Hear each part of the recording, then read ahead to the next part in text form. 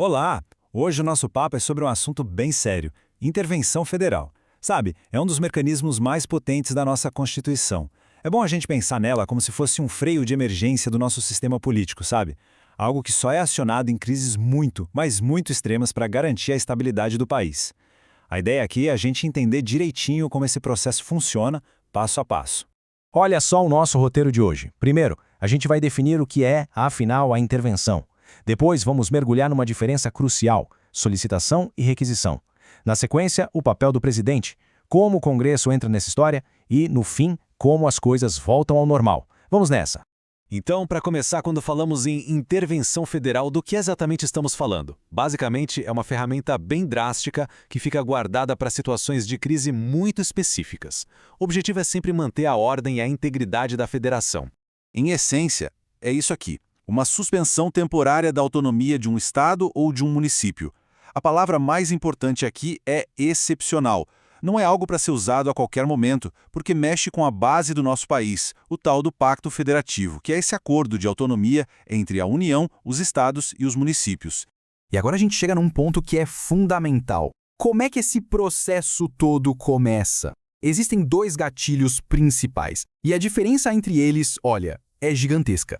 E ela muda completamente o rumo das coisas. O primeiro gatilho é a solicitação. Imagina a seguinte cena: o poder legislativo ou executivo de um estado está sendo impedido de trabalhar, está sofrendo uma coação. Eles podem, então, solicitar a ajuda do governo federal. O ponto-chave aqui é que isso é um ato político. O presidente recebe esse pedido e ele tem a discricionariedade, ou seja, a liberdade de avaliar e decidir se vai atender ou não.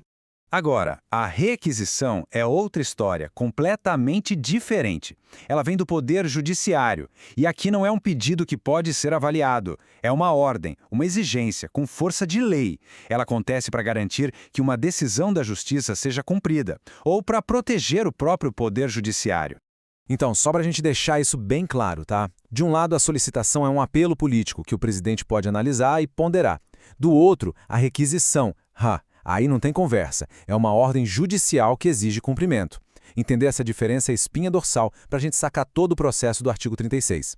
Essa tabela ajuda a gente a visualizar bem. O Legislativo e o Executivo de um Estado fazem uma solicitação, se estiverem sob pressão.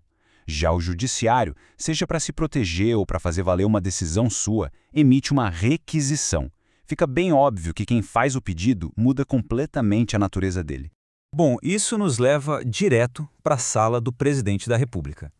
Depois que um desses gatilhos é acionado, o que acontece? O que o presidente faz? Qual é a obrigação dele nessa história? E aqui está a pergunta que vale ouro, o ponto central de todo esse debate. Diante de uma ordem direta do Judiciário, o presidente da República tem escolha? Ele pode dizer não? A resposta para isso muda tudo.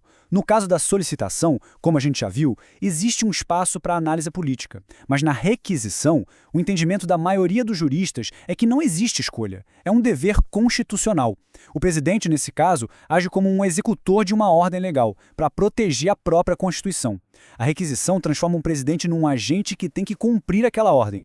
Mas calma que a história não acaba com a caneta do presidente. Para evitar qualquer tipo de abuso de poder, a Constituição criou uma barreira de proteção super rápida e poderosa: o controle político feito pelo Congresso Nacional. 24 horas. Só um dia.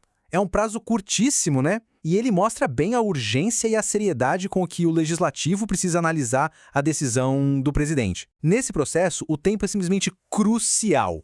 Vamos ver como isso funciona na prática. O presidente assina o decreto, especificando tudo: o prazo da intervenção, as condições, quem vai ser o interventor, e a partir daí o relógio começa a correr. Em no máximo 24 horas, esse decreto tem que estar na mesa do Congresso para ser votado. E não tem desculpa não. A Constituição é bem clara. Mesmo que deputados e senadores estejam de recesso, o Congresso precisa ser convocado de forma extraordinária para decidir sobre o assunto. Isso só mostra o tamanho da importância desse controle. A democracia não pode ficar esperando. Mas, como em quase tudo no direito, existem exceções. Elas são bem específicas, tá? Em casos como a necessidade de garantir direitos constitucionais ou de manter os princípios da República, como a gente vê aqui, o decreto do presidente não precisa do aval do Congresso.